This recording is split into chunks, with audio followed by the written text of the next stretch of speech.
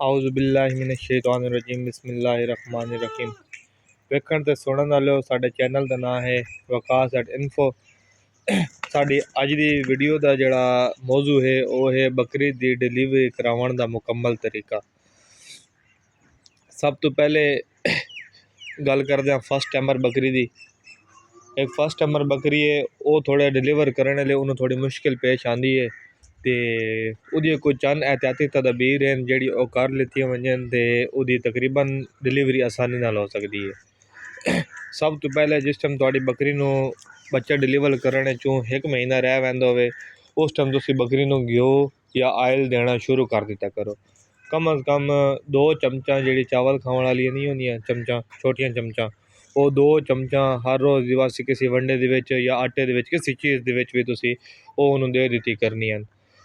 उहदे नाल उहदे अंदर चिकनाहट पैदा हो सी ते इंशाल्लाह जेहड़ा ना डिलीवरी करेंदा उन्होंने कोई मुश्किल पेश ना आती। उस तो बाद तुसी जिस टाइम उहदा 5वां महीना चढ़ वैंदा, उस टाइम तुसी उहदा नमक बिल्कुल बंद कर देना। बकरी नू नमक किसी सूरत ही नहीं देना।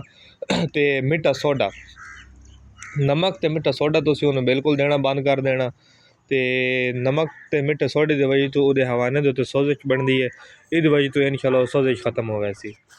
हुण आने अपने मेन टॉपिक दे उत्ते भाई, जिस टाइम बिल्कुल डिलीवरी का वक्त करीब आ वैंदा तो उस टाइम क्या निशानियां होंदियां। एक तो जिस टाइम बिल्कुल डिलीवरी का वक्त करीब आंदा ना, उस टाइम बकरी की जी जगह ना आया लियां ये बिल्कुल थल्ले हो जानियां। ये दोवां अंगलियां लाई 2 अंगलियां आपस में टच होनियां ने ते मैच होने लग पौंदियां। उत्थों पता लगता जी बकरी बिल्कुल तैयार है। हुण वो फिर ना एक छोटा जा मतलब तारा जी बकरियां कढ़ना शुरू कर दे सी। जिस टाइम वो तारा कढ़न लग पो सी, कुछ बंदे जड़ा ना वो ऑक्सीटोसिन जड़ा इंजैक्शन है ना वो अगर ला लिता वजे तो बेहतर है, उहदे नाल रहम खुल पैंदा। अगर नहीं होवे तो कोई नहीं, मसला गुजारा हो जाता। हुण वो तुसी करना के वे, जिस टाइम वो तारा नज़र आवन उस टाइम तुसी ऑक्सीटोसिन इंजैक्शन ला सकते हो। अगर वो नहीं लाओ तो कोई नहीं मसला।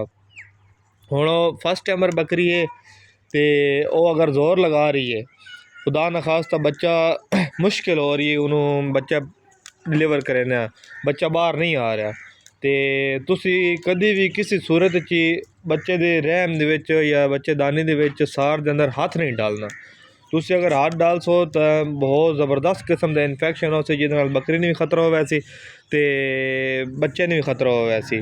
अगर बहुत ज़्यादा एमरजेंसी बन गई, बच्चे नहीं डिलीवर कर रही, तो उस टाइम तुसी अपने 2 अंगलियां की मदद लै सकते हो। 2 अंगलियां के उत्ते सरसों का तेल ला लैना ते उहदे नाल तुसी कोशिश करनी। अगर बेहतर तो अगर तुसी एक्सपर्ट हो तो फिर तो ठीक है, नहीं तो तुसी बेहतर है किसी डॉक्टर नू सद लैना। अच्छा, अगर बकरी दे सुम बाहर निकल आए ने तो फिर भी जोर ला रही है, तुसी उहदे जेहड़े सुम बाहर निकल आए उहदी लत्ता चो फद के बिल्कुल पिछे देर नहीं खींचना, कभी भी ये गलती नहीं करनी। अगर तुसी बच्चा बाहर देर करना तो उन्होंने बिल्कुल तला देर छिकना, उहदे हवाने देर जिस साइड देर उहदे थाना होंदे ने या हवाना होंदा उस साइड दे तला देर तुसी जोर लाना तो इंशाल्लाह वो बच्चा आराम नाल बाहर आवे सी। उतली साइड देर तुसी उहदी दुम वाली साइड थोड़ा जिहा हाथ नाल उत्ता करेंदा रहना तो इधर हवाने नाल तला देर ना सुम्मा नू फदेंदा रहना, तो इंशाल्लाह आराम नाल उहदा सर जिहड़ा ना निकल आसी। तो थोड़ा जिहा जोर लाना, जितना भी अगर तुसी जोर लावना ना, जिस टाइम तुहानू जोर लाने की जरूरत पौनी, तुसी फुल पिछे देर नहीं जोर लाना, तुसी तला हवाने देर लावना। उस टाइम जिस टाइम एक गल मैं तुहानू दसनी भुल गया, जिस टाइम बच्चे डिलीवर करने लगे उस टाइम तुसी इनू ना दुध दे विच ना घी पा के ना, दुध दे विच घी पा के वो तुसी इनू दे देना। जिस टाइम वो तारा शारा नज़र आवन या बकरी बहन लगे या तैयार होवे, उहदे नाल ही बकरी जड़ा ना आसानी नाल डिलीवर कर रहा सी।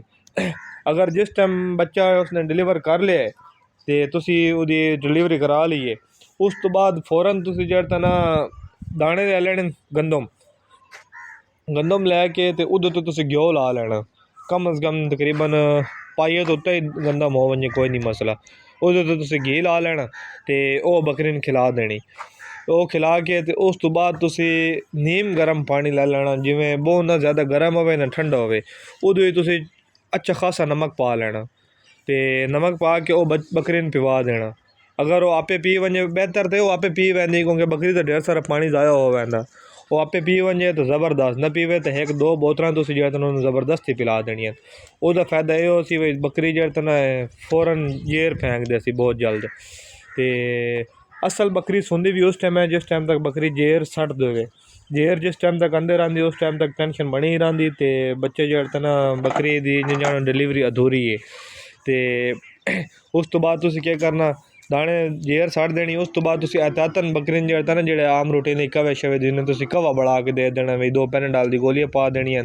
अगर जेर नूं थोड़ी जी देर ला रही है तो उन्होंने 3 या 2 डिस्प्रिन दी गोलियां दे देनियां। उहदे नाल इंशाल्लाह फ़ौरन जेर फेंक देसी। ते मज़ीद किसी किस्म की कोई तो नुमाइंदा होवे या कोई सवाल रह गया होवे, कोई किसी ज़हन सवाल होवे वो कमेंट च पुछ सकदा। ते बाकी साडे चैनल दे उत्ते साडा नंबर भी दित्ता होया, तुसीं साडे नंबर दे उत्ते व्हाट्सएप ते रब्ता भी कर सकदे हो। इंशाल्लाह जितना कि साडे कोल हो सकेआ असां तुहानूं इहदे बारे इलम जितना कि इलम होया तुहाडे कोल पहुँचा दिसां। ते अगर वीडियो अच्छी लगे तो वीडियो नूं लाइक करो, चैनल नूं सबसक्राइब करो ते दोस्तों नाल शेयर करो ताकि ज़्यादा तो ज़्यादा सारेयां दा फ़ायदा होवे जे। अस्सलाम वालेकुम, अल्लाह हाफिज़।